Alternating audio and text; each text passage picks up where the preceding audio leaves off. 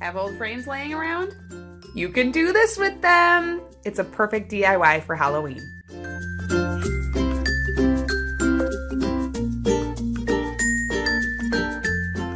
If you don't have old frames laying around, check out the thrift store. I can usually find them for $1 or $2 in the size I want.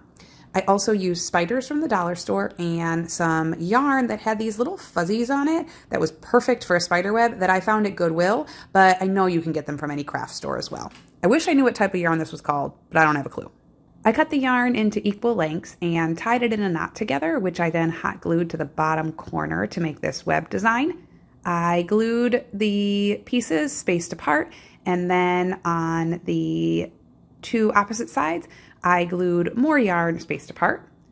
I then went across and tied small knots around the yarn that was already in place to form the web. I put a little glue on the spider and he attached to the frame. For the next design, I made all my string cross in the middle and then tied my web pieces around each of those strings in a circle. It was a super easy way to upcycle some old frames for a little touch of Halloween.